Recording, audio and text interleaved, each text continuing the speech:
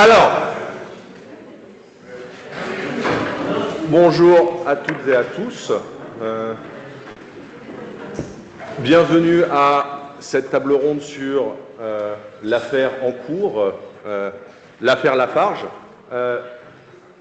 On va avoir une série d'interventions. Je me contenterai de distribuer la parole. Je veux d'abord remercier les différentes intervenantes et intervenants que vous allez voir aujourd'hui. Nicolas Hénin qui se connecte à distance depuis Berlin.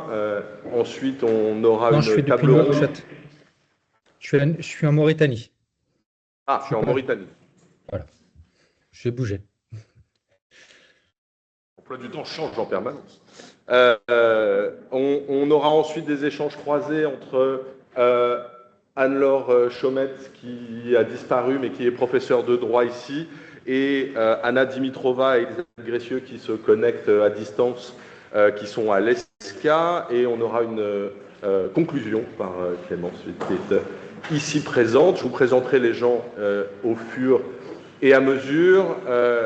L'affaire Lafarge est une affaire complexe, à la fois d'un point de vue juridique, d'un point de vue stratégique, d'un point de vue éthique, du point de vue des responsabilités diverses et variées, d'où l'idée de croiser un maximum de regards sur ce qui s'est passé. La table ronde d'aujourd'hui a lieu dans le cadre du séminaire de stratégie que je conduis avec les étudiants de deuxième année du master MSI, Management stratégique et international. Et je remercie Gilda Simoni, qui en est la responsable, de nous permettre d'organiser cette table ronde. Pour commencer, j'ai demandé aux étudiants et aux étudiantes de préparer un très rapide rappel des faits de ce qui s'est passé avant que on plonge dans les regards et les expertises de chacune et de chacun. Donc je vais demander aux étudiantes et étudiants du M2 MSI de venir nous faire un petit rappel de ce qui s'est passé.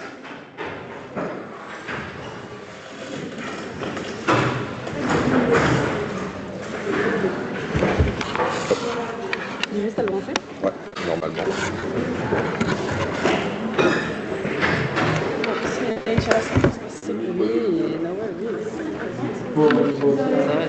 Est-ce qu'on m'entend pas là? Monsieur, je dois faire partager tout l'écran? Oui, je pense ça. Ouais. Ah ouais? Parce que... Ok, bah t'as juste ta slide où tu veux que je la passe. Ok, mais juste, il faut que je prenne le micro pour parler. Asseyez-vous, vous prenez le micro. Bonjour à tous. Du coup, on est les étudiants de MSI en deuxième année et on va vous faire un bref récap de tout ce qui s'est passé depuis 2018 jusqu'à 2026 maintenant, depuis 2008, pardon, sur l'affaire Lafarge.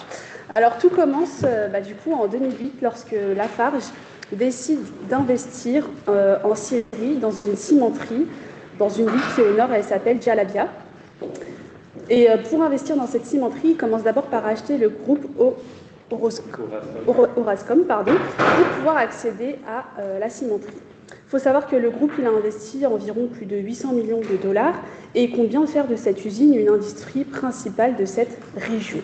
À ce moment-là, du coup, il faut savoir que la Syrie, elle est politiquement parlant déjà dans une situation assez peu stable, mais il y a quand même son inauguration qui a lieu en 2010. À la suite de ça, on est en 2011 et on a malheureusement du coup la guerre civile qui éclate. Le régime politique de Bachar al-Assad, il a été fortement critiqué, il s'est retrouvé face à des révoltes et à des groupes armés.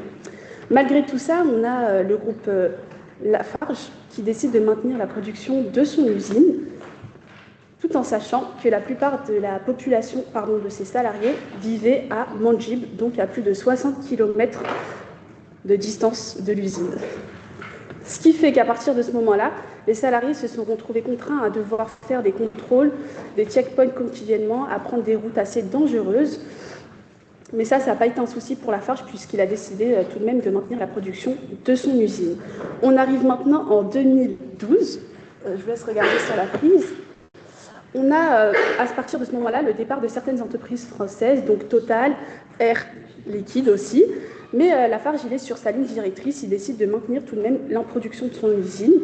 À partir de 2012, on a aussi eu des éléments qui auraient dû lui mettre la puce à l'oreille, avec des enlèvements, avec des demandes de rançon. Suite à ça, il faut savoir que Lafarge a décidé d'utiliser une stratégie, c'est-à-dire de ne pas payer les rançons, pour que les kidnappeurs comprennent qu'ils n'allaient jamais payer ces rançons-là. On a d'ailleurs eu un ancien responsable des ressources humaines qui s'est fait kidnapper. Ça a duré entre 9 à 10 jours et il s'est retrouvé à payer lui-même sa propre rançon, sans zéro dédommagement et sans nouvelles de Lafarge. On a aussi à la suite de ça, l'enlèvement de 9 salariés à la WIT cette fois-ci. Et cette fois-ci, qu'est-ce qui s'est passé? C'est que le groupe Lafarge a décidé de payer la rançon qui s'élevait à plus de 200 000 dollars. On a eu à la suite de ça l'évacuation des expatriés, tout en sachant que les employés syriens étaient contraints et forcés de devoir continuer à travailler dans l'usine. On a même eu certains salariés qui étaient forcés de dormir dans l'usine. On arrive maintenant en 2013, c'est le point critique, puisque cette fois-ci, la région, elle est contrôlée par des groupes armés, Al-Mostra et à la suite de ça, Daesh. Il faut savoir que Lafarge, pour pouvoir continuer à faire fonctionner son usine, il a commencé à du coup payer pour que les checkpoints se passent correctement, pour que les salariés puissent faire des allers-retours sans être bloqués. On a également eu à ce moment-là, pendant toute cette situation, il y a eu le bousculement du système bancaire, ce qui fait que les employés, ils ont quand même été payés par versement bancaire et du coup, ils devaient se rendre à plusieurs kilomètres, donc dans des zones dangereuses, pour pouvoir retirer leur salaire. Et à ce moment-là, on a eu quelqu'un qui a été kidnappé, dont on n'a plus jamais eu de nouvelles, puisque c'était des zones qui étaient quand même assez dangereuses. On arrive maintenant en 2014, qui devait arriver à Riva. Lafarge, il y a eu le basculement de son usine. Du coup, il ne peut maintenant plus rien produire. Et ça illustre vraiment bien, cet échec-là illustre vraiment bien que la stratégie de vouloir maintenir la production à tout prix, ça a juste mené à son échec total. On arrive maintenant dans les années 2017 jusqu'à 2021. Et cette fois-ci, il y a pas mal de poursuites judiciaires à l'encontre de Lafarge. Qu'est-ce qu'on lui reproche? Les chefs d'accusation, c'est le financement de groupes armés et également d'avoir mis en danger délibérément ses salariés, ce qui est totalement évident. Il décide en 2022 de plaider coupable aux États-Unis et il se retrouve à devoir payer une amende de 770 millions de dollars. Mais ça ne s'arrête pas aux États-Unis puisque ces instructions, elles arrivent en France à partir de 2024. Et cette fois-ci, les chefs d'accusation, ils sont un peu plus lourds. On lui reproche du coup d'avoir financé un groupe terrorisme et une complicité pour des crimes contre l'humanité. Et on aura du coup le délibéré de cette audience en avril 2026. Et c'était tout pour le petit récap. Merci.